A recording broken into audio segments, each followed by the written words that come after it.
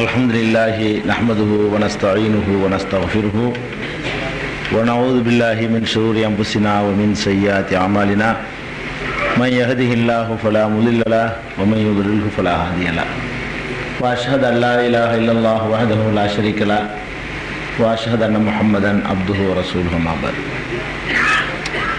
கண்ணியத்திற்குரிய எல்லாம் வல்ல அல்லாஹ் ஜல்ல ஷானஹு தஆலாவின் நல்லடியார்களே, அல்லாஹுடைய பேரருளால் அவனுடைய மார்க்கத்தின் தனிச்சிறப்புகளை அறிந்து கொள்வதற்காக ஏற்பாடு செய்யப்பட்டிருக்கும் இந்த நிகழ்ச்சியில் நாமெல்லாம் திரளாக குழுமியிருக்கிறோம். இஸ்லாத்தினுடைய பல்வேறு தனிச்சிறப்புகளிலே மனிதர்களை யாருக்கு இந்த இஸ்லாமிய மார்க்கம் வழங்கப்பட்டிருக்கிறதோ அந்த மனிதர்களுடைய பலவீனங்களை, அவர்களுடைய இயற்கை தன்மைகளை உணர்ந்து கொண்டு அதற்கு ஏற்றவாறு இந்த இஸ்லாமிய மார்க்கம் வழங்கப்பட்டிருக்கிறது. இது ஏனைய எந்த மார்க்கத்திலும் காணப்படாத தனிச்சிறப்பு என்பதன் ஒரு அம்சமாக இஸ்லாத்திலே துறவரம் கிடையாது என்பதை நேற்றைய தினம் நாம் அறிந்தோம். அதன் தொடர்ச்சியாக இந்த மார்க்கம் எப்படியெல்லாம் மனிதனுடைய இயற்கை தன்மையோடு ஒத்து அவனுடைய இயற்கை தன்மைக்கு ஏற்றவாறு அவனுடைய ஒவ்வொரு பலவீனங்களையும் புரிந்து கொண்ட நிலையிலே வழங்கப்பட்டிருக்கிறது என்பதற்கான மேலும் சில சான்றுகளை இன்றைய தினம் நாம் காண்போம்.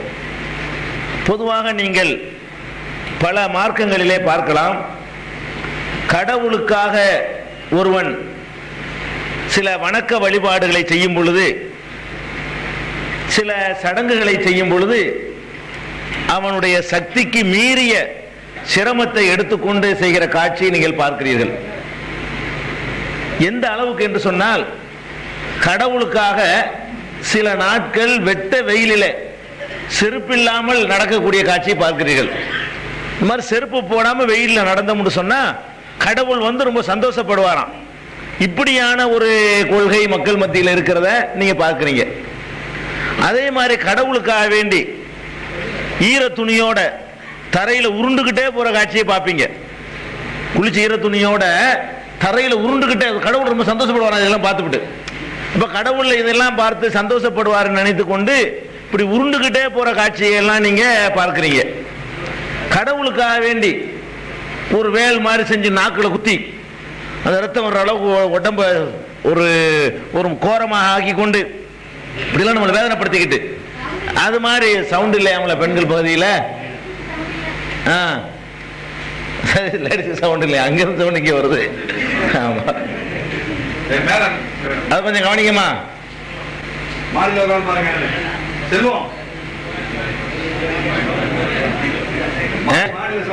சவுண்ட் இல்லையா போயிருக்காளே.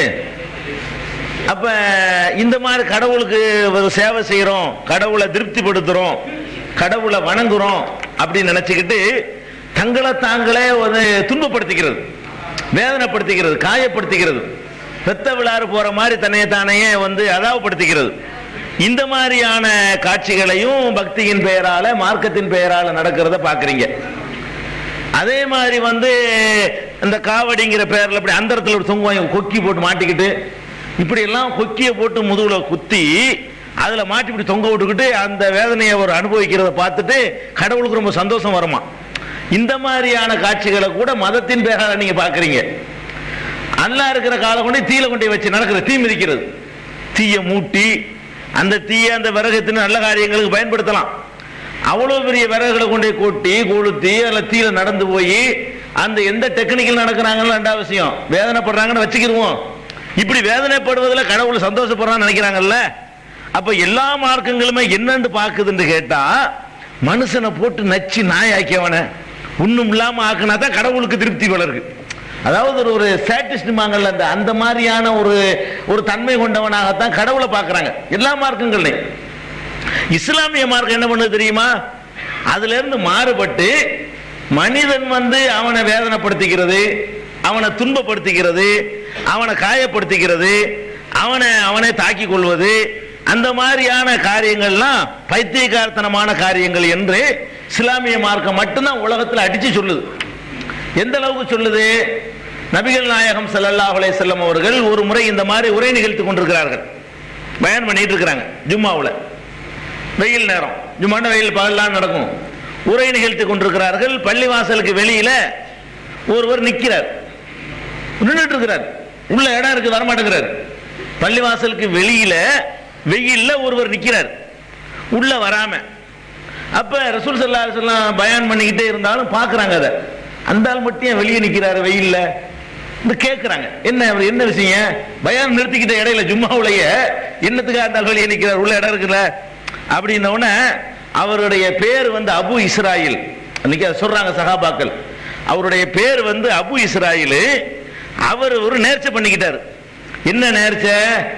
வெயில் இருக்கிற காலம், இரவுல மட்டும்தான் வெயில அனுபவிக்காம இருக்கணும், வெயில் இருக்கும் பொழுதெல்லாம் வெயில்ல தான் காயணுவேன். அவர் நேர்ச்சை பண்ணிக்கிட்டாராம், வெயில் இருக்கும் பொழுதெல்லாம் நான் வெயில்ல காய்வேன், அதே மாதிரி வாகனத்தில் நான் ஏற மாட்டேன், எல்லா நாளும் நோன்பு வைத்துக் கொண்டே இருப்பேன் அப்படின்னு அவர் வந்து நேர்ச்சை பண்ணிக்கிட்டாரு. அதனால உள்ள வந்தா நிழல் பட்டுரும்ல, அதுக்கு தான் வெயில் படுற மாதிரி நின்றுட்டு இருக்காரு. அங்கே நின்று பயானை கேட்கிறாரு, தொழுவுறது அங்க நின்று தொழுவார் அவரு அப்படின்னு சொல்லி சஹாபாக்கள் சொல்றாங்க. உடனே ரசூல் ஸல்லல்லாஹு அலைஹி வஸல்லம் செய்றாங்க, முதல்ல தான் உள்ள வர சொல்லு. என்ன நேர்ச்சை இது? என்ன நேர்ச்சைங்கிற? இது ஒரு நேர்ச்சையா அப்படின்னு சொல்லி ரசூல் ஸல்லல்லாஹு அலைஹி வஸல்லம் உள்ள வர சொல்லி இப்படி சொன்னாங்க. இந்த மனிதர் தன்னைத்தானே வேதனைப்படுத்திக்கிறாரே, இது அல்லாஹ்வுக்கு தேவையில்லாது, வேற வேற கடவுளுக்கு தேவையா இருக்கலாம். இஸ்லாம் சொல்லக்கூடிய கடவுளுக்கு, அல்லாஹ் ரப்புல் ஆலமீனுக்கு, இந்த அகில உலகத்தை படைத்த இறைவனுக்கு சவுண்ட் இல்லாம போச்சு.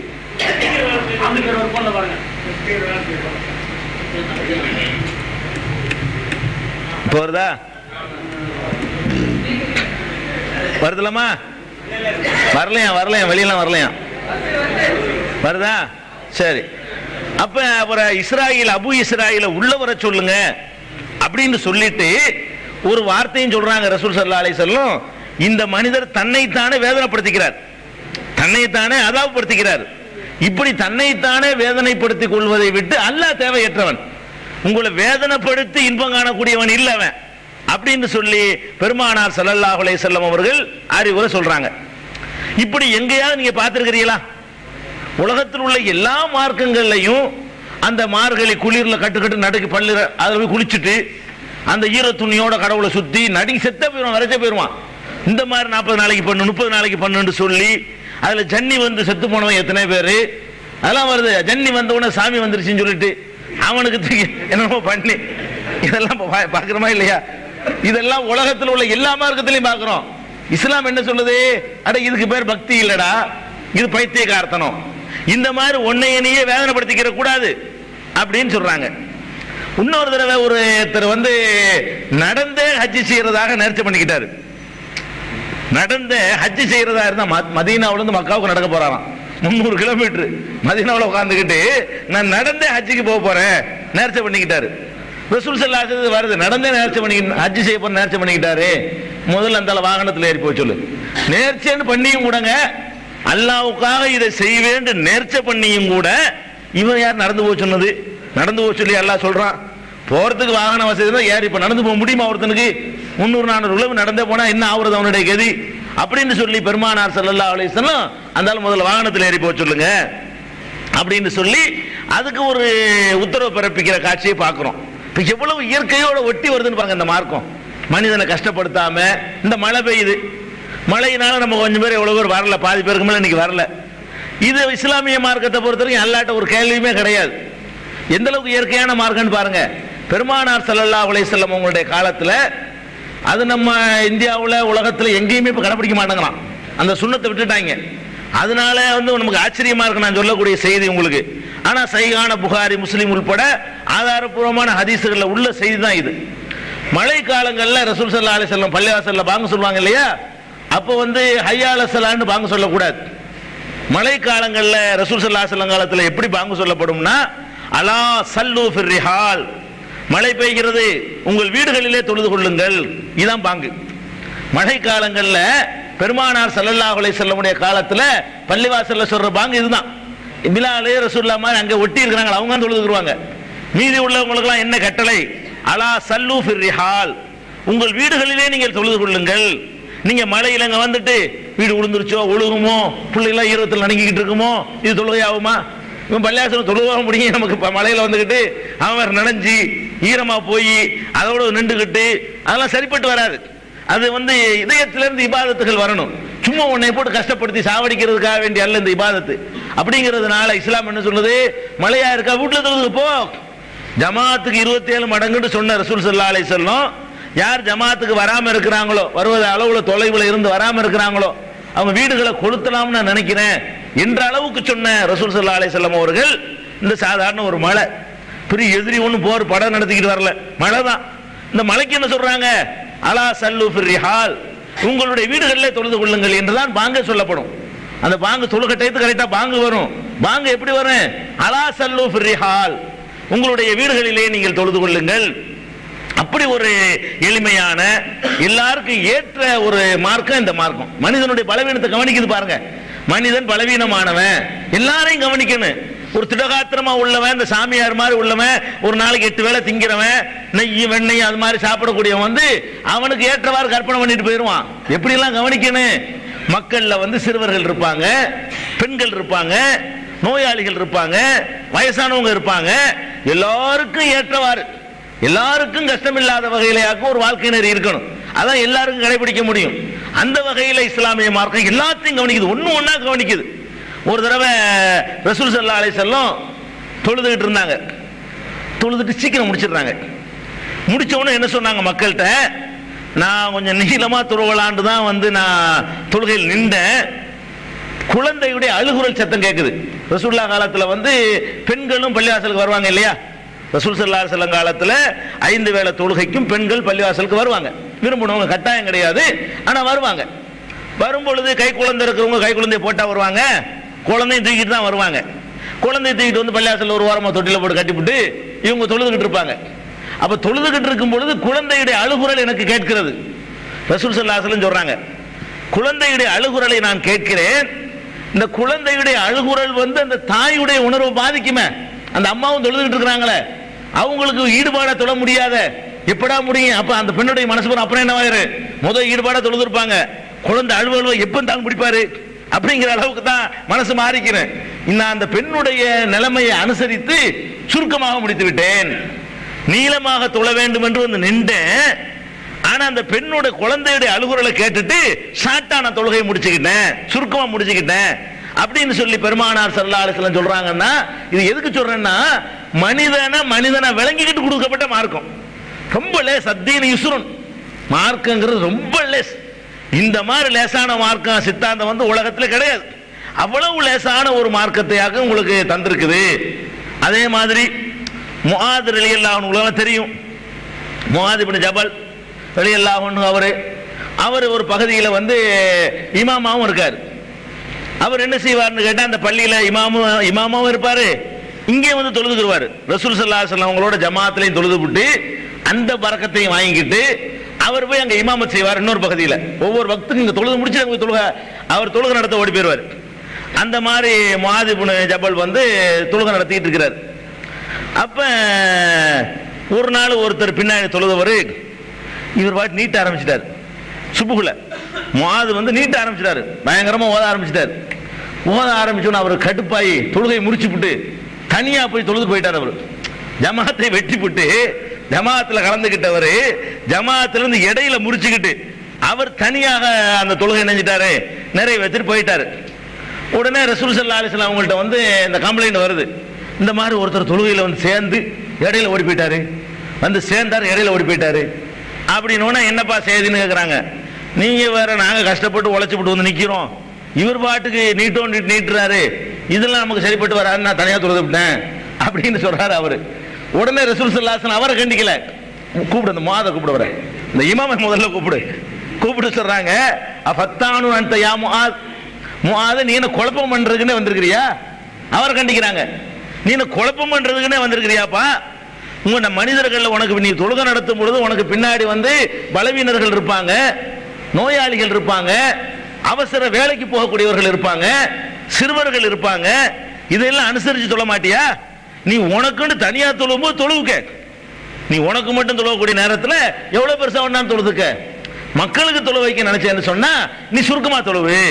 எல்லாரையும் அனுசரிக்கணும். சக்தி உள்ளவனை மட்டும் அனுசரிக்க கூடாது. சக்தி உள்ளவன் 10 பேருக்கு முடியும், சக்தி இல்லாதவன் 90 பேர் இருப்பான், அவனை அனுசரிக்கணுமே.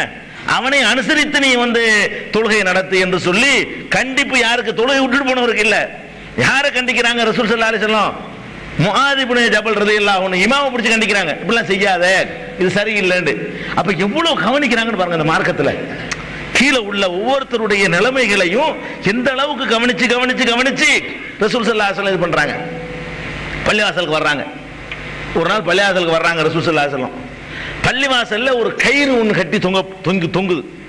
பள்ளிவாசல்லையே, பள்ளிவாசல்ல இந்த மாதிரி காங்கிரீட் கிடையாதுல, சும்மா இது ஓலை குடிசைதானே, அதுல ஒரு அந்த கம்பள ஒரு கயிறை போட்டு ஒரு கயிறு ஒன்று தொங்குது சஃபுக்கு நடுவில் ஒன்று. இது என்ன இது கேட்குறாங்க. அது என்னன்னு கேட்டா, அந்த ஜெயினப் இருக்காங்க, ரசூலுடைய மனைவி. உங்க மனைவி ஜெயினப் இருக்காங்கல்ல, அவங்க ரொம்ப நேரம் நின்று தொழுகிறதுக்காக வேண்டி இந்த கயித்தை கட்டி வச்சிருக்கிறாங்க. ரொம்ப நேரம் நிக்க முடியாம கால் தடுமாறும்ல, அப்படி தடுமாறும்போது கைத்தை பிடிச்சிக்கிறாங்க. கைத்தை பிடிச்சிக்கிட்டாவது ரொம்ப நேரம் தொழுவ போறாங்களாம்.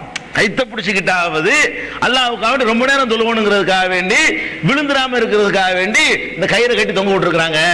சாதாரணமா நிக்கிற வரைக்கும் நிப்பாங்க. நிக்க முடியாம கால்கள்லாம் கொஞ்சம் நேரம் தடுமாறும். சின்ன வயசுக்கு தடுமாறாது. 40 தாண்டிட்டாங்கன்னா என்ன செய்யும்? ரொம்ப நேரத்துக்கு நிக்க முடியாது, கொஞ்சம் பேலன்ஸ் எல்லாம் தவறும், தடுமாற ஆரம்பிக்கும். அந்த மாதிரி தடுமாறும் போது கைத்தை பிடிச்சிக்கிடுவாங்க. அதுக்கு தான் அந்த கயிறை கட்டி வச்சிருக்குது அப்படின்னு சொன்ன உடனே ரசூல் ஸல்லல்லாஹு என்ன பண்ணாங்க? ஆஹா, அப்படியே சொன்னாங்க, அற்புதமான வேலை, இப்படிதான் கடவுளுக்காக தியாகம் பண்ணணும், இப்படிதான் சாவணும் அப்படின்னு சொன்னாங்களா? மகண்ட விடு, இந்த பேச்ச விடுன்றாங்க. அலைக்கும் பிமா துதீகூன், உங்களுக்கு எது இயலுமோ அதை செய்யுங்கள். ரசூல் ஸல்லல்லாஹு சொல்றாங்க, எது இயலுமோ அதை செய்ய. 2 நிமிஷம் நிக்க முடியுமா அவ்வளவு நில்லு. 2 நிமிஷம் நிக்க முடிகிற வேணாம், அல்லாஹ்வுக்காக வேண்டி முடியலங்கும் போது 1.5 மணி நிக்காத. உனக்கு 5 நிமிஷம் தான் நிக்க முடியுங்கிற லெவல்ல நீ இருந்தேன்னா அவ்வளவுதான் நீ நிக்கணும். நான் அல்லாஹ்வுக்கு அர்ப்பணிக்க போறேன், நீ 20 நிமிஷம் நிக்க கூடாது கஷ்டப்பட்டுக்கிட்டு. அப்ப நீ தொழுவ மாட்ட, கால் வலிக்கும், அல்லாஹ் திட்டிக்கிட்டே தொழுவான். உனக்கு எதுக்கு இந்த வேலை? அழகா ஈடுபாட்டோட ஒரு உள்ளச்சத்தோட ஓர்மைப்பாட்டோட தொழ வேண்டியதானே. தன்னுடைய மனைவி எப்படி பண்றத தெரிஞ்சு கண்டிக்கிறாங்க. கண்டிச்சுட்டு ஒரு அழகான தத்துவத்தை சொல்றாங்க பாருங்க. அந்த தத்துவம் தான் முக்கியமானது. அல்லாஹ் நமக்கு தந்திருப்பதற்கு வணக்கம் செய்ய நினைச்சோம்னு சொன்னா 63 வருஷத்தையும் முழுசா வணக்கத்தில் ஈடுபட்டா கூட பத்தாது. அல்லாஹ் தந்திருக்கிறதுக்கு ஈக்குவலா உங்களுக்கு வணங்க முடியுமா? இப்ப உதாரணமா அல்லாஹ் ஏராளமான பாக்கியம் தந்திருக்கிறான். நீங்க மூச்சு விடுறீங்க, ஒவ்வொரு வினாடியிலே மூச்சு இழுக்கிறீங்க, ஒரு வினாடி மூச்சு விடுறீங்க. இந்த மூச்சு இழுத்து விடுறதுங்கிறது ஒவ்வொரு செகண்ட் நடக்குது. இந்த செயலுக்காக வேண்டி நீங்க இபாதத்தில் ஈடுபட்டா அது ஒண்ணுக்காக வேண்டிய காலமெல்லாம் நீங்க என்ன செய்யணும்? வணங்கிக்கிட்டே தான் இருக்கணும். ஒரு மூச்சுக்கு ஒரு சுபஹானல்லாஹ்னு சொல்லிட்டு இருந்தா அது ஒண்ணுதான் உங்க வேலையா இருக்க முடியும். ஏனைய பாக்கியத்துக்கு என்ன பண்ணுவீங்க? மூச்சு விடுறதுக்கு மட்டும் வேற வேலையே செய்யாம எப்ப பார்த்தாலும் சுபஹானல்லாஹ் சுபஹானல்லாஹ் சுபஹானல்லாஹ் சொல்லிட்டு இருந்தீங்கன்னா இந்த ஒண்ணுக்கு தான் நன்றி கடன் செஞ்சிருக்கீங்க. எதுக்கு? இந்த மூச்சு விடுறதுக்கு மட்டும். நீங்க பாக்குறதுக்கு எப்ப நன்றி கடன் செய்வீங்க? நீங்க கேட்கறதுக்கு, நீங்க திங்கிறதுக்கு, நீங்க ஓடுறதுக்கு, ஆடுறதுக்கு, மத்த என்னமோ செய்றீங்களே, அதுக்கெல்லாம் எப்படி செய்ய முடியும்? முடியாது.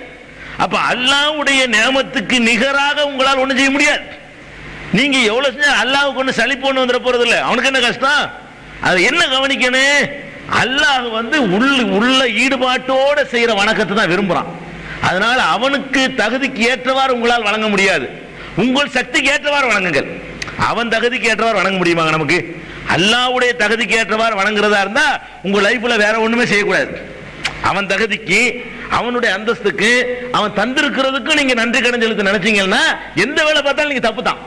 ஒரு வேலையும் பார்க்க கூடாது. எப்படி பார்க்க முடியும்? இவ்வளவு தந்திருக்கிற ரப்புல் ஆலமீனுக்காக வேண்டி முழுசா அர்ப்பணிக்க வேணாமா? 150 ரூபாய் சம்பளம் தர்றாங்க, ஒரு மாசம் பூரா போய் ஒருத்தர் வேலை பார்க்குறீங்க. 1000 ரூபாய் சம்பளம் வாங்கிட்டு ஒரு மாசம் பூரா வேலை செய்யறீங்களே, அல்லாஹ் தந்திருக்கிற பாக்கியத்துக்கு நீங்க வேலை செய்யறாருன்னா பத்தாது. அதனால அவன் அதை எதிர்பார்க்கல. எனக்கு தர வேண்டிய அளவுக்கு தாண்ட அல்லாஹ் எதிர்பார்க்கல, உனக்கு இயன்ற அளவுக்கு தாண்டுதான் அல்லாஹ் எதிர்பார்க்கணும். அல்லாஹ் எதிர்பார்க்கிற இஸ்லாமிய மார்க்கத்தில் உள்ள சித்தாந்தத்தில் முக்கிய அம்சம் இதுதான். இப்பதான் சொன்னாங்க, நீங்க உங்களுக்கு இயன்றதை செய்யுங்கள். அலைக்கும் பிமா துதீகூன், எது இயலுமோ அதை செய்யுங்கள். நீங்கள் சலிப்படையாதவரை அல்லாஹ்வுக்கு சலிப்பு வராது. நீங்க சலிப்படைகிற வரைக்கும் அல்லாஹ் எவ்வளவு அவனுக்கு ஒண்ணு சலிப்பு ஒண்ணும் கிடையாது. ஆனா உங்களுக்கு இயலாது என்ற காரணத்திற்காக வேண்டி அல்லாஹ் அதை வேணாங்கிறான் என்று பெருமானார் ஸல்லல்லாஹு அலைஹி வஸல்லம் சொல்றாங்க. பாருங்க, இபாதத்து தான், நல்ல காரியம் தான். கூட நேரம் நிக்கிறத ரசூல் ஸல்லல்லாஹு அலைஹி வஸல்லம் வலியுறுத்தி இருக்கிறாங்க. அதெல்லாம் யாருக்கு முடியுமா? அவனுக்கு கூட நேரம் நிக்கிறது சிறப்புன்னா யாருக்கு? அது யாருக்கு நிக்க முடியுமா? அவங்களுக்கு. யாருக்கு சிரமம் இல்லாமல் நிக்க முடியுமா? அவங்களுக்கு. இன்னும் சொல்றதா இருந்தா எவ்வளவு இயற்கை மார்க்கன்னு பாருங்க. இயற்கையோடு எப்படி ஒட்டி போகுதுன்னு. அரபு நாட்டில் 2 வேளை தான் உணவு அந்த காலத்துல எல்லாம். இப்ப 7 வேளை திங்கிறாங்க காசு வந்தவன. நம்ம 3 திம்போம், அவன் 2 தின்னுட்டு இருந்தான். இப்ப அல்ல காசு அள்ளி போட்டவன இன்னொருக்கு திணி அது இதுன்னு ஒரு 7-8 வேளை திங்கிறானோ, அதிகமா திங்கிறானோ. இப்ப உலகத்துல அவன் தான் ரொம்ப திங்கிறான் போல இருக்கு.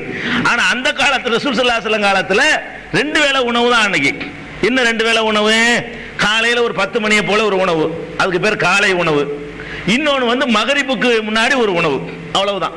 ஏன்னா அந்த காலத்துல கரண்ட் லைட்லாம் கிடையாது. மகரிபுக்கு பிறகு போய் சோத்துல புழு கிடக்குதா வண்டு கிடக்கான்னு கண்டுபிடிக்க முடியாது. என்னன்னு பார்த்து திங்க இயலாது. அதுக்காண்டி வெளிச்சத்தோட கதையை முடிச்சிருவாங்க. மகரிபுக்கு முன்னாடி தின்று விட்டா தான் அது ஒழுங்கான உணவா இருக்கு. அப்ப சமையல் பண்றதுக்கு அந்த கேஸ் லைட் இந்த மாதிரிலாம் இருந்துச்சு அந்த காலத்துல. அதனால 2 வேளையோடு போதுமாக்கிட்டாங்க. காலைல ஒரு உணவு, மாலை ஒரு உணவு. அப்ப மாலை மகரிபு நேரம் ஆச்சு. கொஞ்சம் மாலை உணவுன்னா 6:30 மணி 6 மணிக்கு மகரிபுன்னு வைங்களேன். 5:50க்கு மகரிபு, 6 மணி 6:30 பல மாதிரி வரும். 6 மணிக்கு மகரிபுன்னு வைங்களேன். ஒரு 5:30க்கெல்லாம் சாப்பிடுவாங்க. 6 மணிக்கு மகரிபுன்னா 5:30க்கு சாப்பிடுற வழக்கம் அந்த காலத்துல. இந்த 5:30க்கு சாப்பிடுற சாப்பாடு கொஞ்சம் லேட் ஆயிடுச்சு. ஒரு 6 ஆயிடுச்சுன்னு வைங்க. இது சமையல்ல கொஞ்சம் லேட் ஆகி போச்சு. பாங்க சொல்லிவிட்டாங்க, காமத்துன்னு சொல்லிவிட்டாங்க. இப்ப என்ன செய்யறது? ரசூல் ஸல்லல்லாஹு அலைஹி வஸல்லம் சொல்றாங்க, அவ்வளவு அழகான மார்க்கண்டு பாருங்க. அதாவது மாலை உணவு தயாராகிவிட்ட நேரத்தில் மகரிபுக்கு இகாமத்து சொல்லப்பட்டு விடுமையானால் மாலை உணவுக்கு முதலிடம் கொடுங்கள். எதுக்கு முதலிடமா? திங்கிறதுக்கு. மகரிபுக்கு பாங்க சொல்லியாச்சுங்க. மகரிபுக்கு பாங்க சொல்லி இகாமத்தும் சொல்லியாச்சு. இகாமத்தும் சொன்ன நேரத்தில் அந்த மாலை உணவு ரெடியாகி விடுமையானால், தயாராகி விடுமையானால் ஃபபுதஉ பில் அஷா. அஷான்னா மாலை உணவு. மாலை உணவுக்கு நீங்கள் முதல்ல இடம் கொடுங்க, அதை முதல்ல சாப்பிட்டு விடுங்க அப்படிங்கிறாங்க. எதுக்கு இதை சொல்றாங்க? மனிதன்கிறவன் காலையில தின்றவன் 10 மணிக்கு சாப்பிட்டவன் சாயந்தரம் திங்கலைன்னா இவன் வந்து ஒழுங்கா இருக்க முடிஞ்சு ஆளு வீக் ஆயிருவான். ஏன்னா 2 வேளை தான் திங்கிறான். காலைல 10 மணிக்கு ஒருக்கா சாப்பிட்டு இருக்கிறான். அடுத்த வேளை உணவு ரெடி ஆயிடுச்சு. ஏதோ ஒரு காரணத்தினால 1/2 மணி நேரம் லேட்டா போயிடும். மகரிபுக்கு வந்து தான் திங்கணும். அதான் அந்த நாட்டு பழக்கம். ஏதோ ஒரு காரணத்தினால அரிசி கிடைக்கல, பருப்பு கிடைக்கல, ஏதோ ஒரு காரணத்தினால லேட்டா போயிடும். இப்ப லேட்டா போயிடுச்சுங்கிறதுக்காக வேண்டி அதெல்லாம் கிடையாது. நீ 1/2 மணி நேரம் தின்னுட்டு மனசை பூரா சோத்துல வச்சுக்கிட்டு நீ உடலை மட்டும் கொண்டு பள்ளி அதில் வச்சுக்கிட்டு அப்படின்னு சொல்ல முடியுமா? அவன் அங்க கொண்டு நிப்பாட்டா என்ன செய்வான்? டீ வச்சிருக்காங்களா இல்லையா, தின்ட்டானா இல்லையா, மிச்சம் இருக்குமா இல்லையா, அப்படித்தான் தொழுவா செய்வான் இவன். என்ன பொண்டாட்டி தின்னால புள்ள தின்னால எவன் தின்னாலும் தெரியல, நமக்கு இருக்குமா இல்லையா தெரியலையே, தொழுதுட்டு போனா கிடைக்குமா இல்லையா, இதுதான் இருக்கும். இதெல்லாம் போக அவனுக்கு மனசுல ஒரு நாட்டம், உணவின் பக்கம் ஒரு நாட்டம் வந்துருச்சு. அப்ப மகரிபுக்கு 1 மணி 1.25 மணி நேரம் இருக்குது. இன்னைக்கு நம்ம பாக்குறோம் இந்த மார்க்கத்தை விளங்காம நோம்பு திறந்துட்டு தண்ணியை குடிச்சிட்டு ஓடி போய் அங்க போய் நின்றுக்கிட்டு கல்ப பூரா நோம்பு கஞ்சில் வச்சுட்டு இருப்பான். உனக்கு ஏன் இந்த வேலை? சாதாரணமாவே மார்க்கம் அப்படி சொல்லுது. நோம்பை திறந்துட்டு நல்லா திண்டு விட்டு ஈடுபாடா போய் தொழுவோம், கொஞ்ச நேரம் லேட்டான என்ன ஜமாத்து போனா போயிட்டு போத மார்க்கம் அந்த சலுகையை தருதுங்கிறேன். எதுக்கெல்லாம் மார்க்கம் அப்படி விட்டுக்கலான்னு இருக்கோ விட்டுக்க. மார்க்கம் கொடுக்குற சலுகையை பேணிக்கிறணும். ஜமாத்து அவசியம். நோம்பு திறந்த நேரத்தில் பசி இருக்குமா இல்லையா? காலையில திண்டவனுக்கு இந்த சலுகைன்னா அது 3 மணிக்கு திண்டவனுக்கு எவ்வளவு பெரிய சலுகை இருக்குன்னு. 10 மணிக்கு திண்டவனுக்கு இந்த சலுகை. 10 மணிக்கு திண்டவன் சாயந்தரம் சாப்பாடு அதுவும் திண்டு போடு, தின்னுட்டு தொழுவ போட்டு சொல்லப்படுது. நம்ம 3 மணிக்கு 4 மணிக்கு திண்டு இருக்கிறோம். அதுக்கு மேல முந்தி சாப்பிட்டவனுக்கு மகரிப்பு சூரியன் மறைஞ்சவனே எப்ப சாப்பிடணும் நாட்டமா இருக்கும். பேணுதல் நினைச்சுக்கிட்டு 4 பேர் என்ன சொல்லுவாங்க, 4 பேர் என்ன சொல்றதுங்க, அல்லாஹ் என்ன சொல்லுவான் அதில் நீ பார்க்கணும். 4 பேர் 4 சொல்லத்தான் செய்வான். நீ பேரச்சம்படுத்த மட்டும் தின்ட்டு அங்க போறது. இது என்னத்துக்கு? இது அழகா கஞ்சியெல்லாம் குடிச்சுட்டு ஓரளவுக்கு அல்ஹம்துலில்லாஹ் நிறைஞ்ச பிறகு போய் தொழுவு. இந்த கூட 2 பேர் சேர்ந்தா ஜமாத்தா பண்ணுங்க, எல்லாரும் போயிட்டாங்க தனியா தொழுதுட்டு போங்க. இது என்ன இருக்குங்கிறேன்.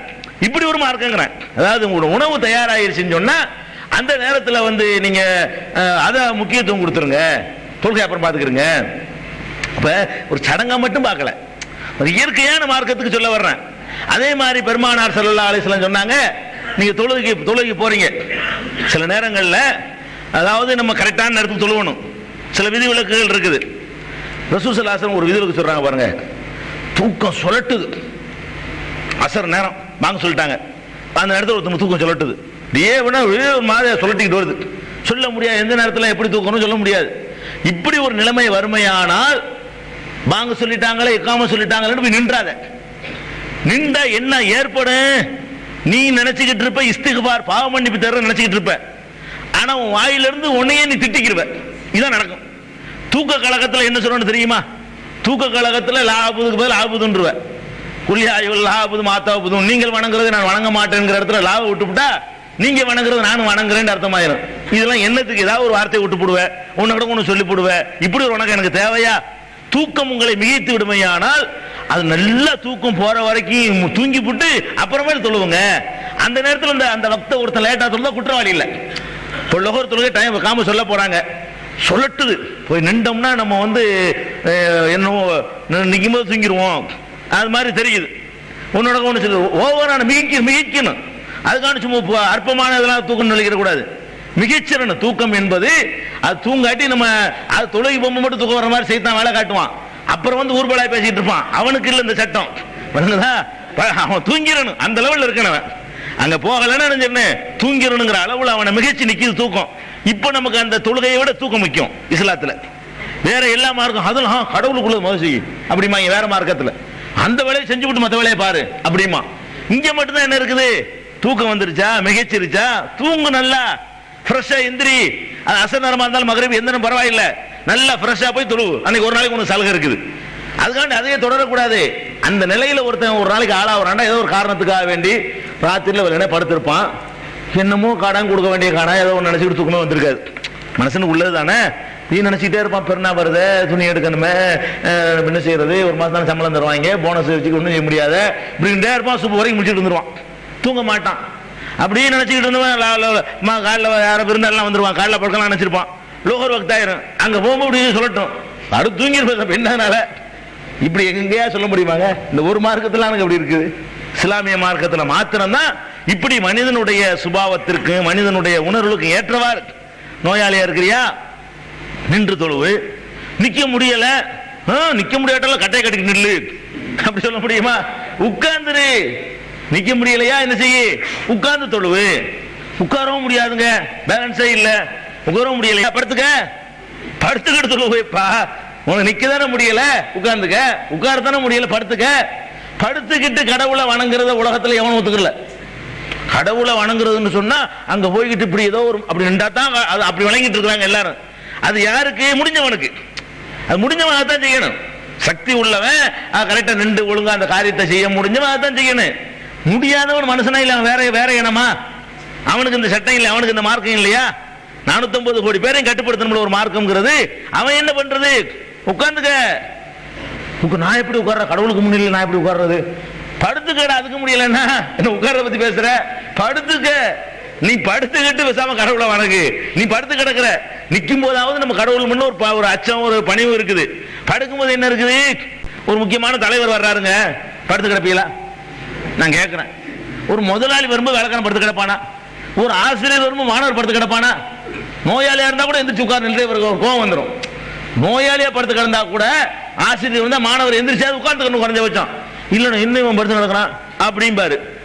அவன் அப்படிப்பட்டவன் இல்ல ரப்புல் ஆலமீன். இந்த மனுஷனை விட அவன் கருணை உள்ளவன். மனுஷன் தான் இதெல்லாம் எதிர்பார்ப்பான், தேவையில்லாதெல்லாம் எதிர்பார்ப்பான். படைச்ச ரப்புல் ஆலமீன் அப்படி எதிர்பார்க்கல. நீ படுத்துக்கிட்டு இருக்கிறது உனக்கு தன்னுடைய கௌரவ குறைவு நினைக்கவே இல்லை. அவன் தானே உனக்கு இந்த நோயை கொடுத்துருக்கான், அவன் தானே உனக்கு இந்த பலவீனத்தை தந்திருக்கிறான். நீ எப்படி படுத்துக்கிட்டு என்று கேட்கிற? படுத்துக்கிட்டு கேட்கறவனுக்கு திமிரு வந்துருச்சா உனக்கு? அப்படி கேட்க மாட்டான். அப்ப எப்படிப்பட்ட ஒரு மார்க்கம் பாத்தீங்களா? எவ்வளவு அற்புதமான ஒரு மார்க்கத்தை அல்லாஹ் நமக்கு தந்திருக்கான்னு பாக்குறீங்களா? அவ்வளவு அறிவுபூர்வமான, நடைமுறைக்கு சாத்தியமான, செய்வதற்கு எளிதாக இருக்கக்கூடிய ஒரு மார்க்கம். அதே மாதிரி நீங்க பாருங்க, இந்த கடவுளுக்கு எல்லா மார்க்கத்துக்கும் காசு பணத்தை செலவழிச்சு செய்யற வணக்கங்கள்லாம் இருக்குது. இந்த உடல் ரீதியா செய்யற வணக்கம் ஒரு பக்கம் இருக்கட்டும், காசு பணத்தை அதிகமா செலவழிச்சு செய்யற வணக்கங்கள்லாம் இருக்குது. உதாரணமா இப்ப சபரிமலைக்கு போறாங்க, 40 நாள் 80 நாள் மாலை போறாங்கன்னா அதுக்கு நிறைய செலவாகும். இதுக்காக என்ன பண்ணுவான் தெரியுமா? கடவுளுக்காக போகணும்ல, அதுக்காக வேண்டி வட்டி வாங்கி பொண்டாட்டியில் உள்ள தாலி கொண்டு அடகு வச்சு, யார்? கடவுளுக்காக வேண்டி வட்டியை வாங்கிட்டு அடகு வச்சுக்கிட்டு இருக்கிறத வித்துப்புட்டு கடையில் மூடி போட்டு ஒரு மாசத்துக்கு இவர் எங்க போவாரு? கடவுளுக்கு சேவை செய்ய போறேன்னு போவார். இப்படி இந்த கடவுள் காரியத்தை செய்யறதுக்காக வேண்டி திதி பண்றதுக்கு, தவசம் பண்றதுக்கு, கடவுளுக்குன்னு சில வேலைகளை செய்வதற்கு, அந்த நேர்ச்சியை நிறைவேற்றுறதுக்கு, அந்த ஊருக்கு போறதுக்கு, இந்த ஊருக்கு போறதுக்கு, இந்த புண்ணிய ஸ்தலத்துக்கு போறதுக்கு, அந்த புனித நதியில நீராடுறதுக்கு, இது மாதிரியான காரியங்களுக்கெல்லாம் அவன் கஷ்டப்பட்டு கடன் வாங்கி உடம் வாங்கி இருக்கிறத வித்து போட்டு வட்டிக்கு வாங்கி கஷ்டப்பட்டு போறான். இந்த ஒரு மார்க்கத்தில் மட்டும்தானங்க முடிஞ்சா போடான்னு சொல்ற மார்க்கம். ஹஜ்ஜி கடமைக்கு கூட அல்லாஹ் எப்படி கடமையாக்குறா? தொழுகைக்கு காசு பிரச்சனை இல்லை, தொழுகைக்கு, அதனால காசை பத்தி பேச வேண்டிய தேவையில்லை. நோம்புக்கும் அப்படிப்பட்ட ஒரு பிரச்சனை இல்லை. ஹஜ்ஜிக்கு போறது காசும் சம்பந்தப்பட்டதுல பொருளாதாரம் தேவைப்படுதா இல்லையா? அதுக்கு என்ன பண்றான்? ஒலில்லாஹி அலன்னாசி ஹஜ்ஜுல் பைத்தி மனிஸ்ததா இலைஹி சபீலா. எவனுக்கு போய் வர முடியுமோ, போய் வர இயலுமோ, உடலால இயலணும், காசுனால இயலணும், எவனுக்கு இயலுமோ அவன் அதை செய்யட்டும். எந்த ஒரு விஷயத்தை எடுத்துக்கொண்டாலும் சரி, அல்லாஹ் சொல்லும் பொழுதெல்லாம் மின்பாதி வசியத்தின் யூசா பிஹா அவ் தைனின், முதல்ல வசியத்தை நிறைவேற்றி போடு, அப்புறம் கடனை நிறைவேற்றி போடு, அதுக்கப்புறம் மற்றதுக்கு பயன்படுத்திக்க அப்படின்னு சொல்லக்கூடிய ஒரு மார்க்கம். கடனை வாங்கிட்டு உனக்கு இப்ப காரியம் பண்ண சொல்லக்கூடிய மார்க்கம் கிடையாது. நீ தான் கடனாளியா இருக்கிறியா, 1 லட்ச ரூபா கையில் இருக்குது, 1.5 லட்ச ரூபா காண, கையில் இருக்குல்ல ஜக்காத்து கொடு, இஸ்லாம் சொல்லுமா? கையில் 1 லட்ச ரூபா இருக்கலாம், நீ கடனாளி 1.5 லட்சம் கடனாளியா இருக்கிற, உனக்கு என்ன ஜக்காத்து? நீனே 25 பத்தாக்குறையில் இருக்கிற, உனக்கு ஜக்காத்தா இல்ல, நீ கொடுக்க தேவை அப்படி சொல்லக்கூடிய ஒரு மார்க்கம். அப்ப எல்லாத்துலயுமே சக்தி இருந்தா தான் செய்ய சொல்லுது. கடமையான காரியத்துக்கு நம்ம ஆளுக்கு அது விளங்காம என்ன செய்யறான்? இல்லாத காரியத்துக்கு கடன் வாங்குறான். மூழுதுக்கு கடன் வாங்கி மூழுது ஓதுறான், பாத்தியாவுக்கு செய்யறான். இதெல்லாம் இஸ்லாத்துல இல்ல. ஹஜ்ஜுக்கு எப்படி இல்ல மார்க்கத்துல? ஹஜ்ஜிங்கிற கடமைக்கு உன்னை கடன் வாங்கிட்டு போக சொல்லல, இருந்தா தான் போக சொல்லுது. உன்னுடைய செலவு தேவை எல்லாத்துக்கும் போக மிச்சமா இருந்தா ஹஜ்ஜுக்கு போன்னு சொல்லக்கூடிய மார்க்கம். இவன் என்ன செய்யறான்? இஸ்லாத்துல இல்லாத ஒன்னை இவனா உண்டாக்கிக்கிட்டு பூரியா பாத்தியா, இதான் இஸ்லாத்துல இல்லைங்கிறதுக்கு ஆதாரம். இவன் செய்யற காரியத்துல இருந்து விளங்குது. வட்டிக்கு வாங்கி பூரியா பாத்தியா ஓதுவாரு, ஓதுறது பூரியா பாத்தியா, இது இவனா உண்டாக்கிட்டது. வாங்குறது வட்டிக்கு பணம் வாங்குறது ஹராமான பெரிய அல்லாஹ் மன்னிக்காத பாவத்துல ஒரு பாவம் வட்டி. அந்த பாவத்தை செஞ்சு விட்டு இவர் புரியா ஓதுவாரு, இல்லைன்னா 3ஆம் பாத்தியா ஓதுவாரு, இல்லைன்னா நாகூர் ஆண்டவர் கந்திரி சோறாக்கி போடுவாரு, மொய்தீன் ஆண்டவர் கந்திரியை கொண்டாடுவாரு. எல்லாம் எதை வச்சு கொண்டாடுவாரு? கடன் வாங்கி தான், அது பிச்சை எடுத்து. இந்த மாதிரியான ஒரு நிலைமையில தான் நம்ம செயல்பாடுகள் இருக்குது. இது இஸ்லாத்தில் உள்ளது கிடையாது. எல்லாமே சக்தி கூட்டுப்பட்டு தான். எந்த அளவுக்கு கேட்டா அதுல கூட கவனிக்குது பாருங்க, எவ்வளவுக்கு ஒரு மனிதனுடைய இயற்கையோட ஒட்டி அந்த மார்க்கம் கவனிக்குன்னு பாருங்க. சாதிர் அலி அல்லாஹ் ஒன்று, அவர் பெரிய முஹாஜிர், ஒரு மதீனாவுல இருந்து மக்காவுக்கு போற நேரத்தில் உடம்பு சரியில்லாம போயிடுறாரு. ஹிஜ்ரத் செஞ்சு வந்த சஹாபி, உடல்நிலை சரியில்லை இங்க மக்காவில் வச்சு. அவர் ரசூலுல்லாஹ்ட்ட வந்து என்ன செய்யறாரு? பேசிட்டு இருக்கும்போது, எனக்கு பொம்பளை பிள்ளை தான் இருக்குது, அதை கட்டி கொடுத்துட்டேன், மாப்பிள்ளை வீட்டில் போய் வாழ்ந்துகிட்டு இருக்குது, எனக்கு பெருசா நிறைய சொத்துலாம் வச்சிருக்கிறேன், பொம்பளை பிள்ளைக்கு ஒன்றும் தேவையில்லை, நல்ல இடத்துல வாழ்க்கப்பட்டிருக்குது, அதனால என் சொத்தை பூராத்தையுமே நான் வந்து அல்லாஹ்வுக்காக நான் வாரி வழங்க போறேன், தர்மம் செய்ய போறேன் அப்படின்னு எனக்கு பர்மிஷன் கொடுங்க ரசூலுல்லாஹ்ட்ட கேட்கிறார். ரசூல் ஸல்லல்லாஹு அலைஹி வஸல்லம் ஒரு நோய் விசாரிக்க போயிருக்கிறாங்க. அப்ப கேட்கிறார். அப்ப ரசூல் ஸல்லல்லாஹு அலைஹி வஸல்லம் சொல்றாங்க, இல்ல சரியில்லைப்பா, அப்படி செய்யக்கூடாது அப்படிங்கிறாங்க. அப்ப அவர் சொல்றாரு, அப்படின்னா ஒரு பாதியை வேண்டாம் என் மகளுக்கு கொடுத்துட்றேன், பாதியை நான் என்ன செய்யறேன்? தர்மம் செஞ்சுட்டு போயிடுறேன் அப்படிங்கிறாரு. பாதியை தர்மம் செய்யறேன், பாதியை மகளுக்கு கொடுக்குறேன் அப்படிங்கிறாரு. அதெல்லாம் கூடாது, கூடாது அப்படின்றாங்க. அப்புறம் என்ன பண்றாரு? இது முழுசையும் கொடுக்க விட மாட்டேங்கிறாங்க, நல்ல காரியத்துக்கு பொது காரியத்துக்கு பாதியும் கொடுக்க விட மாட்டேங்கிறாங்க. 1/3 கொடுக்குறேன், 3ல் 1 இருக்கிற இந்த சொத்தை 3 பங்கு வச்சு 2 பங்கு என் பிள்ளைக்கு வச்சுக்கிட்டு 1 பங்கை வந்து நான் தர்மம் செய்கிறேன், நல்ல காரியத்துக்கு பொது காரியத்துக்கு அப்படிங்கிறாரு. அப்ப ரசூல் ஸல்லல்லாஹு அலைஹி வஸல்லம் சொல்றாங்க, லா, அதுவும் வேணாம், அஸ்லுசு கசீர், 1/3 அதிகம் தான், அது 3ல் 1ங்கிறது கொஞ்சம் அதிகமாக தான் இருக்குது, இருந்தாலும் பண்ணிக்க, ஆனா 3ல் 1 அதோட கொஞ்சம் குறைச்சிக்க, 3ல் 1ங்கிறது அதிகம் தான் அப்படின்னு சொல்லிவிட்டு அப்புறம் ஒரு அறிவுரை சொல்றாங்க. உன்னுடைய வாரிசுகளை, உன்னுடைய சந்ததிகளை நாளைக்கு கையேந்தக்கூடிய நிலையில நீ விட்டுட்டு போறதை விட, நீ விட்டுட்டு போய் ஒண்ணுமெல்லாம் வாங்கிட்டு போய் இவன் ஊரா பிச்சை எடுத்துட்டு இருப்பான், அந்த மாதிரி உன் புள்ள குட்டியில விட்டுட்டு போறதை விட அவர்கள் தன்னிறைவு பெற்றவர்களாக அவர்களை வைத்து விட்டு செல்வது இருக்குது, அது ரொம்ப நல்லது அப்படின்னு சொல்லி. இது இயற்கை மார்க்கம். இது மத்தவங்களாம் என்ன செய்வான்? நீங்க கடவுளுக்கு எழுதி பண்ணிட்டு போங்க என்று வந்துருங்க அப்படிமா. வேற ஒரு ஆளா என்ன செய்வான்? ஆமா நல்ல காரியம், பிள்ளை குட்டிக்கெல்லாம் நம்மள்ட்ட கொடுங்க, அம்பட்டையும் கொடுங்க, நான் பாத்துக்கிறேன். எத்தனை பேர் இந்த சாமியாருக்கா வேண்டி இந்த சாய்பாபா உட்காந்து ஒரு தம்பிடிச்சத்தையும் எழுதி வச்சுட்டு அதுக்கப்புறம் கடன்லாம் கொடுக்க முடியாம செத்து குடும்பமே தற்கொலை பண்ணி பாத்தீங்களா இல்லையா? 3 திருச்சியில அப்படி இப்படிப்பட்டவன் தான் இருக்கிறானுவ. அந்த அறிவுரை சொல்லக்கூடிய மகான உலகத்தில் நீங்க பார்க்க இயலாது. இந்த ஒரு மகான மட்டும் தான் பார்க்க முடியும். நபிகள் நாயகம் ஸல்லல்லாஹு அலைஹி வஸல்லம் மட்டும்தான் நினைஞ்சாங்க அப்படிலாம் பண்ணிவிடாதப்ப, நல்ல காரியம் சொல்லிட்டு நீ பொண்டாட்டி புள்ள உன் சந்ததியை விட்டுட்டு போயிடாத, அதான் ரொம்ப முக்கியம்.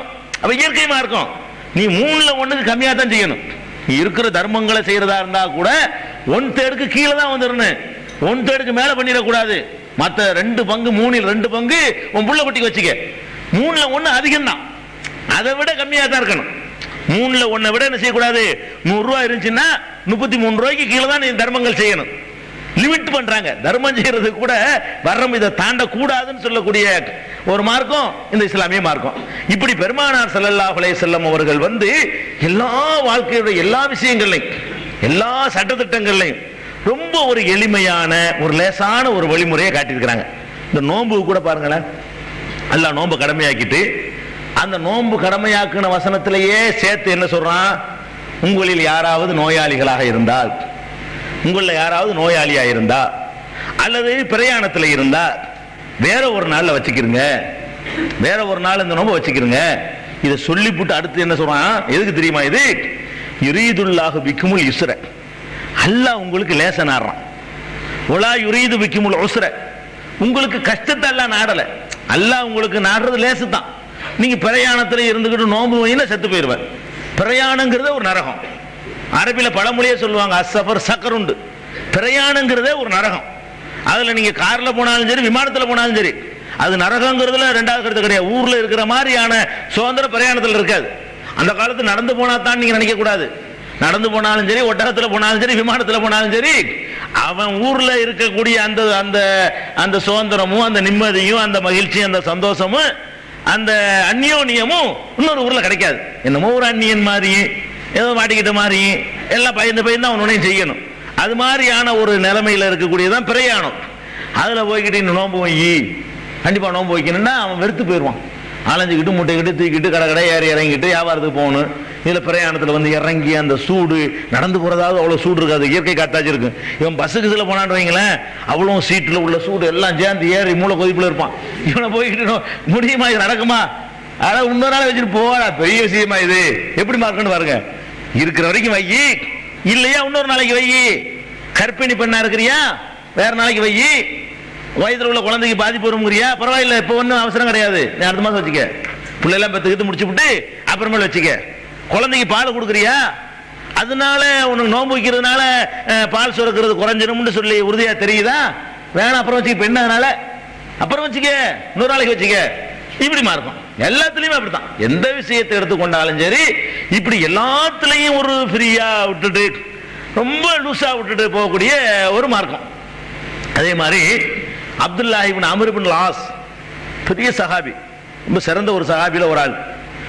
அவர் என்ன செய்வாருன்னா, தினம் குர்ஆன், எந்த நேரம் பார்த்தாலும் குர்ஆன் ஓதுறது. அவருடைய வேலை என்னது, குர்ஆன் ஓதுறது. எப்ப பார்த்தாலும் நோன்பு, நோன்பு வைக்காத நாள் கிடையாது. இரவு பூரா குர்ஆன் ஓதிக்கிட்டே இருப்பார். அப்ப ரசூல் ஸல்லல்லாஹு அலைஹி வஸல்லம் இவரை பத்தி கேள்விப்பட்டு அவர் வீட்டுக்கே வர்றாங்க. கேள்விப்பட்டு எப்ப பார்த்தாலும் ஒரே திக்ரு ஃபிக்ர்ல மூழ்கி போயிட்டாரு. இந்த இபாதத்துக்கு ஒரு வரம்பு இருக்கு பாருங்க. இபாதத்துக்கு செய்யற இபாதத்தை கூட லிமிட்டை தாண்டி செஞ்சிடக்கூடாது. செய்யற இபாதத்துக்கு கூட இபாதத்து தானே, எவ்வளவு நாள் பண்ணிக்க, அப்படி சொல்லக்கூடிய மார்க்கம் இல்லை. அப்ப ரசூல் ஸல்லல்லாஹு அலைஹி வஸல்லம் அவர்கிட்ட வர்றாங்க. அவர்கிட்ட கேட்கிறாங்க, நீ பகல இரவெல்லாம் நின்று வணங்குகிறாய், பகலெல்லாம் நோன்பு வச்சுக்கிட்டு இருக்கிறாய் என்று எனக்கு தகவல் வருகிறது, உண்மையா? இது விசாரிக்க போறாங்க மெனக்கட்டு. ரசூல் ஸல்லல்லாஹு அலைஹி வஸல்லம் ஒரு சஹாபி இப்படி பண்றாருன்ற உடனே தினம் நோன்பு, தினம் அவர் நின்று வணங்குறார். இதை கேட்கறதுக்காக போறாங்க. ஆமா அப்படித்தான் நான் போய்கிட்டு இருக்கிறேன், அதான் வாஸ்தவம் தான். அப்ப ரசூல் ஸல்லல்லாஹு அலைஹி சொல்றாங்க, நீ இந்த மாதிரி பண்ணுனேன்னு சொன்னா உன்னுடைய கண்கள் பலவீனமாயிரும். பார்த்தாலும் முடிச்சிட்டு இருந்தேன்னு வை, ஹஜமத் ஐனுக்க வ நஃபஹஸ்து நஃப்ஸுக்க, உன்னுடைய உடலும் பலவீனமா போயிடும். அதனால இன்னலி நஃப்ஸிக ஹக்கா, உன் உடம்புக்கு ஒரு கடமை இருக்குப்பா, உன் குடும்பத்துக்கு ஒரு கடமை இருக்குது, அதனால இந்த மாதிரிலாம் நீ பண்ணாத அப்படின்னு சொல்லி ரசூல் ஸல்லல்லாஹு அலைஹி வஸல்லம் அவருக்கு அறிவுரை சொல்றதுக்கு போறாங்க. இன்னொரு ஹதீஸ்ல இந்த அறிவுரையே நல்ல விரிவா வருது. அவர்கிட்ட கேட்கறாங்க, நீ என்ன இரவுல என்ன செய்யற? நான் குர்ஆன் ஓதுறேன். அப்படியா, நாளைக்கு போகணும், போங்க போங்க, நிறைய போடுங்க, சேருக்கு கொடுக்குறதுக்காக போடுங்க, சேர் வாடகைக்கே கட்டுப்படி ஆக மாட்டேங்கலாம், அது போறோம். சரி, அப்ப நீ என்ன நோன்பு வைக்கிற? நான் வந்து மாசம் ஃபுல்லாக நோன்பு வைக்கிறேன் அப்படிங்கிறாங்க. அப்படிலாம் வைக்காதப்பா, மாசம் ஃபுல்லாக நோன்பு வைக்காத, கொஞ்சம் குறைச்சிக்க அப்படிங்கிறாங்க. நீ மாசத்துக்கு 3 நாள் வச்சா போதும். ரசூலுல்லாஹ் சொல்றாங்க மாசத்துல 3 நாள் வை போதும். 3 நாள் எதே அந்த 13, 14, 15 இருக்குல்ல, அந்த 3 நாள் வை. இவர் என்ன செய்யறாரு, இல்ல அதுக்கு மேல எனக்கு சக்தி இருக்குது, என்ன 3 நாள் ரொம்ப கம்மியா சொல்றீங்க, அதுக்கு மேல எனக்கு சக்தி இருக்குது எவ்வளவு சொல்ல கேட்க மாட்டேங்கிறாரு. கடைசியா சரி கடைசியா நீ வைக்கிறாந்தா தாவூத் நபி வச்சாங்கல்ல அந்த மாதிரி வை. தாவூத் நபி எப்படி வச்சாங்க, ஒரு நாள் நோன்பு வச்சாங்க, ஒரு நாள் விடுவாங்க. அவங்க நோன்பு ஒரு நாள் நோன்பு வச்சா மறுநாள் விட்டுருவாங்க, மறுநாள் வச்சா மறுநாள் விட்டுருவாங்க. அப்ப 360 நாள்ல 180 நாள் நோன்பு வச்சிருவாங்க. அது தாவூத் நபியுடைய நோன்பு. அப்ப ஒரு நாள் விட்டு ஒரு நாள் நோன்பு வை. தினம் வைக்கிறதுக்கு அனுமதியே கிடையாது. எந்த காரணத்தை கொண்டு டெய்லி நோன்பு வைக்க உன அனுமதிக்க மாட்டேன். அதிகபட்சமா குறைஞ்சபட்சம் 3 போதும், மாசத்துக்கு 3 நிப்பாட்டிட்டு போ அப்படின்னு கேட்டிருக்கலாம். இவரு என்ன செய்யறா, எனக்கு சக்தி இருக்குத, எனக்கு முடியுமே அப்படின்னு சொல்லிவிட்டு இவரா வழியை இழுத்ததுனால ரசூலுல்லாஹ் சொல்றாங்க, அப்பன்னா தாவூத் நபி அளவுக்கு நோன்பு வை, ஒரு 15 நாள் வச்சுக்க. 15 நாள் கண்டினியூ வைக்க கூடாது, ஒரு நாள் வைக்கணும், ஒரு நாள் விடணும். கண்டினியூ வச்சதுல பல இறஞ்சல்கள்லாம் இருக்கு. கண்டினியூ வச்சீங்கன்னு வைங்களேன், டெய்லி காலமெல்லாம் வச்சீங்கன்னு வைங்க, அல்லாஹ்வுக்காக நீங்க வந்து அதை தியாகம் பண்றதா உங்களுக்கு உணர்வு வராது. உங்களுடைய பழக்கமே இப்படி ஆயிக்கணும். பழக்கத்தினால திங்காம இருப்பீங்க. அல்லாஹ்வுக்காக திங்காம இருக்கிற விட ஒரு நாள் திண்டுட்டு அடுத்த நாள் திங்காம இருந்தா தான் மறுபடியும் கேட்க நப்சு நம்ம கட்டுப்படுத்துற மாதிரி வரும். அதுக்காக வேண்டி மார்க் வந்து கண்டினியூவா நோன்பு வைக்கிறது அனுமதிக்கல ரமலானை தவிர வையின்ட்டாங்க. இவரு அதே மாதிரி என்ன குர்ஆன் ஓதுறேன்னு கேட்கும்போது, நான் வந்து 3 நாள்ல ஒரு குர்ஆனை முடிச்சிருவேன், 3 நாள்ல ஒரு குர்ஆனை, தினசரி குர்ஆன் ஒரு குர்ஆன் முடிப்பேங்கிறாரு. அப்படிலாம் முடிக்க கூடாதுப்பா அப்படிங்கிறாரு. எனக்கு சக்தி இருக்குது, நீ மாசத்துல ஒரு குர்ஆனை முடி, அது போதும், எனக்கு சக்தி இருக்குது சக்தி இருக்குங்கிறாரு. இவர் இப்படி சொல்லி சொல்லி கடைசி என்ன ஆச்சுன்னு கேட்டா 3 நாள்ல குர்ஆனை முடி, அது குறைச்சு முடிக்க கூடாதுன்னு ரசூலுல்லாஹ் வந்து செலவு கொடுக்குறாங்க. டெய்லி முடிக்கிறது வச்சுக்கிற கூடாது, 3 நாளைக்கு ஒரு குர்ஆனை முடிச்சுக்க, அதான் அதிகபட்சமா செய்யலாம் அப்படிங்கிறாங்க. பிறகு இவர் வயசாகி போய் அந்த நேரத்தில் அவர் சொல்றாரு, ரசூலுல்லாஹ் அழகான ஒரு அறிவுரை சொன்னாங்க. அந்த இளமை துடிப்புல நான் அதை வழங்காம சக்தி இருக்குன்ட்டேன். இந்த 3 நாள் நோம்புனாங்களா, அதான் கரெக்டான லிமிட்டு. இன்னைக்கு அவங்கள்ட்ட வாக்களிச்சதுனால இந்த 15 நான் வந்து கஷ்டப்பட்டு பிடிக்கிறேன். ஒரு நாள் விட்டு ஒரு நாள் எனக்கு பிடிக்கும், அன்னைக்கு பிடிச்சு விட்டேன். அவர் சொல்றாரு, அல்லாஹ்வுடைய தூதர் என்னை தேடி வந்து ஒரு அறிவுரை சொல்ல வந்தாங்க, 3 போதும் போதும் திருப்பி திருப்பி என்ன சொன்னாங்க, எனக்கு முடியுமே நான் இழுத்து போட்டுக்கிட்டேன். ரசூலுல்லாஹ்ட்டே வாக்களிச்சதுனால நான் அதை விட முடியல. இன்னைக்கு ரசூலுல்லாஹ்ட்டே ஒரு நான் வாக்களிச்சிட்டேன்ல, நான் 15 நாள் செய்ய வேண்டும். நாளைக்கு எந்த முகத்தை கொண்டு மறுமையில் ரசூலுல்லாஹ்ட்ட போய் நிக்கிறது, கேட்பாங்கல்ல, என்னப்பா 15 நாள் என்ன கம்மியா இருக்கும் கணக்கு என்ன செய்யறது, ரசூலுல்லாஹ் முன்னாடி சொல்லிவிட்டோமே அப்படிங்கிறதுக்காக வேண்டி நான் கஷ்டப்பட்டு நீங்க செஞ்சுட்டு இருக்கிறேன். முடியல, என்னால முடியல. ஒரு நாள் விட்டு ஒரு நாள் நோன்பு என்பது எனக்கு சாத்தியமா ஆக மாட்டேங்குது. அல்லாஹ்வுடைய ரசூல் சொன்னதுக்காக வேண்டி நான் கஷ்டப்பட்டு வைக்கிறேன். அதுதான் அழகான அளவுகோல். யார் சொல்றது, அனுபவப்பட்டு சொல்றாரு.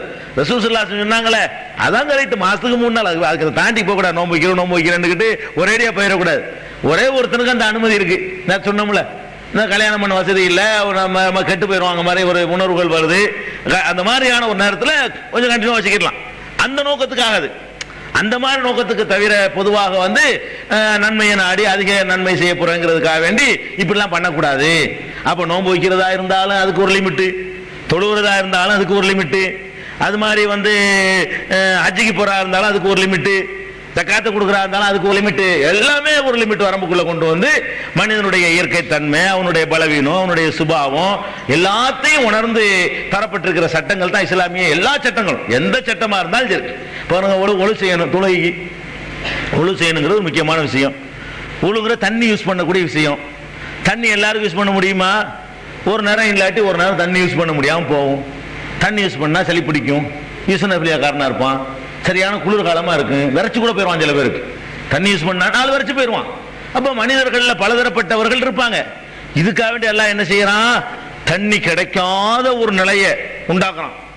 சஹாபாக்களுக்கு ஒரு பிரயாணத்துல போக விட்டு, அங்க இருந்து தடுமாற விட்டு, தண்ணி இல்லாத ஒரு இடத்துல மாட்ட விட்டு, இப்ப தொழுகை நேரத்தையும் வர விட்டு, இப்ப என்ன செய்ய, தண்ணி இல்லையே, தண்ணி இல்லையில, தண்ணி இல்லைன்னா தயமம் பண்ணி தொழுவாங்க. தயமாண்டா என்ன, அது ஒரு சுத்தம் பண்றோங்கிற ஒரு ஃபார்மாலிட்டி ஏதாவது ஒன்று இருக்கணும். அப்படி மண்ணில் அடிச்சுட்டு மூஞ்சில் தடவிக்க, அவ்வளவுதான். கையை மண்ணில் அடிச்சு முகத்தில் தடவிக்கிறணும், இவ்வளவுதான். இந்த மாதிரி செஞ்சுக்கிட்டு தொழுவுங்க அப்படிங்கிறது தான் தயமம்ங்கிறது. அப்ப இதை வந்து அல்லாஹ் வந்து அனுமதிச்சு விட்டான்.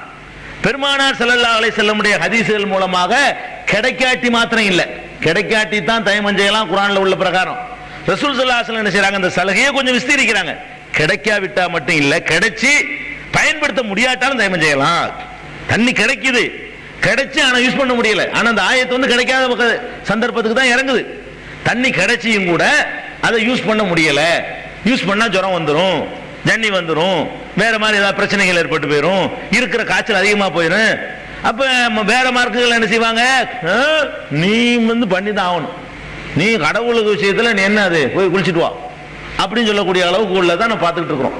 அப்ப இந்த மார்க்கம் ஒண்ணுதான் என்ன பண்ணுது, அட முடியல, ஏன் போட்டு தயமஞ்சி தொழு செய்ய முடியலையா, அதனால பாதிப்பு ஏற்படுமா, சும்மா அற்பமான சாதாரண குளிர்களால் பண்ணிடக்கூடாது, அதனால என்னமா நமக்கு ஏற்படணும், அதனால ஏதாவது ஒரு இடைஞ்சல் ஏற்படும் சொல்லி ஒரு மருத்துவர் மூலமாகவோ அல்லது அனுபவத்தின் மூலமாகவோ அப்படி ஏதாவது தெரிஞ்சுன்னு சொன்னா அதை வச்சு என்ன செய்யலாம், அன்னைக்கு தயமம் பண்ணிவிட்டு அழகா போய் தொழுவலாம். அப்ப இந்த தொழுகைங்கிற இபாதத்தை கூட உனக்கு ஒழுவு செய்யணுங்கிற அந்த தூய்மையில இருந்து ஒரு சலுகை உனக்கு.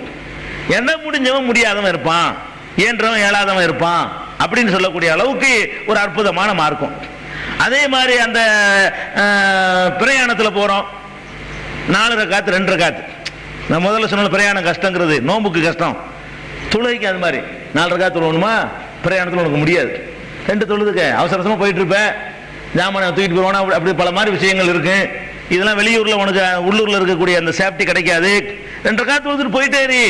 பிரயாணத்தில் 2 வேளை தொழுகை ஒன்னா சேர்த்து தொழுதுக்க, ஜம்மு பண்ணிக்க, லொஹரை அசரை சேர்த்து தொழுதுக்க, மக்ரிபி இஷாவை சேர்த்து தொழுதுக்க. இப்படி எல்லா விஷயத்திலையும் உனக்கு முடியுமா. இஸ்லாமிய அளவுகளை தான், லா யுகல்லிஃபுல்லாஹு நஃப்ஸன் இல்லா உஸாஹா, எந்த ஆத்மாவையும் அதன் சக்திக்கு மீறி அல்லாஹ் கஷ்டப்படுத்த மாட்டான். இஸ்லாத்தினுடைய ஒரே முக்கியமான சித்தாந்தம் என்ன, லா யுகல்லிஃபுல்லாஹு நஃப்ஸன் இல்லா உஸாஹா, எந்த ஆத்மாவையும் அதன் சக்திக்கு மீறி அல்லாஹ் கஷ்டப்படுத்த மாட்டான். இதுக்கு ஒரு முக்கியமான ஒரு அளவுகளா ஒண்ணு சொல்லலாம். இந்த உண்பது திங்கிற விஷயம் அல்லாஹ் வந்து சிலதை ஹலாலாக்கி சிலதை ஹராமாக்கி வச்சிருக்கிறான். அந்த ஹராமாக்குனதுல 4 விஷயங்களை ஒரு வசனத்துல சொல்றான். பன்றி ஹராமு, தானா செத்து போனா ஆடு மாடு அதெல்லாம் அறுக்காம அது ஹராமு, இறைவன் அல்லாதவர்களுக்கு நேர்ச்சை செஞ்சாங்கன்னு சொன்னா அது ஹராமு, ரத்தம் வந்து ஹராமு. இப்படி 4 பொருளை வந்து அல்லாஹ் வந்து ஹுர்ரிமத் அலைக்குமுல் மைத்தத்து வத்தமு வலஹமுல் ஹின்சீரி வமா உஹில்ல பிஹி லிகைரில்லாஹ் என்று இந்த 4 விஷயங்களை அல்லாஹ் குர்ஆன்ல வந்து நமக்கு ஹராம் ஆக்குறான். ஹராம் ஆக்கிவிட்டு அல்லாஹ் என்ன சொல்றான், ஃபமனில் துர்ர கைர பாகின் வலா ஆதின், யாராவது நிர்பந்தத்திற்கு உள்ளாக்கப்பட்டால், ஹராமு தான், ஹராம்ங்கிறதுக்காக நீ செத்து போன்னு சொல்லுவானா இஸ்லாம் சொல்லுதா, அப்படி சொல்லாது. ஒரு காட்டில் மாட்டிக்கிட்டோம், ஏதோ ஒரு இடத்துல மாட்டிக்கிட்டோம், எந்த உணவும் கிடைக்கல, 4 பேர் பக்கத்தில் கூட இல்லை, ஒரே ஒரு ஆடு செத்து கிடக்குது, செத்து போன ஒரு ஆடு கிடக்குது அவனுக்குள்ள, நம்ம அறுக்கல, வேற ஒன்றையும் காணாம், தேடி பார்க்கணும், ஒன்றும் இல்லை. இந்த ஆட்டை அறுத்து திண்டா தான் பிழைக்குவோம், செத்து போன ஆடு தான், ஹராமு தான். இதை திங்கலன்னா நம்ம செத்து போயிடுவோம். இந்த செத்த ஆட்டை திங்கலன்னா என்ன செய்வோம், நம்ம செத்து போயிடுவோம். இப்ப என்ன பண்றது, தின்றுட்டு உசுர காப்பாத்துடா அப்படி சொல்லக்கூடிய மார்க்கம். ஹராமு தான், அது டவுட்டும் கிடையாது. ஆனால் ஃபமனில் துர்ர, யார் நிர்பந்தத்திற்கு உள்ளாக்கப்படுகிறானோ, கைர பாகின் வலா ஆதின், வரம்பு மீறாமலும் அதை வழியை தேடி செல்லாமல் இருக்கணும். அது திங்கிறதுக்குண்டே கிடைக்காததுக்கு போயிடக்கூடாது. பன்னிக்கிற திங்கிறதுக்காக வேண்டிய அது எங்க கிடைக்குமோ அப்படி ஒரு இடத்த நம்மளா உண்டாக்கி அந்த இடத்துக்கு போய் உட்கார்ந்துட்டு தின்றக்கூடாது. தானாக வழியை தேடி செல்லாமலும் வரம்பு மீறாமலும், உயிரை காப்பாத்துறதா திங்கிறேன் அதுக்காக புட்டுச்சு 7 பிளேட் வெட்டிடக்கூடாது. அந்த உயிரை காப்பாத்துறதுக்கு என்ன அப்போதைக்கு தேவை அவ்வளவுதான். அதான் நீ செத்து போயிடும், நீ உசுரோட இருக்கணும், உன் உயிரை வந்து நீ காப்பாத்துற உனக்கு கடமை அப்படின்னு சொல்லிட்டு அதுலயும் இயற்கையை பாருங்க. ஹராமு தான், அந்த ஹராமுக்கெல்லாம் லிமிட் இருக்குது. நீ செத்த பிறகு அப்புறம் என்ன ஹராம் இருக்கு, யாருக்கு போய் ஹராமு சொல்றது, நீ முதல் வாழ்ந்தா தானே கடைப்பிடிக்க முடியும்.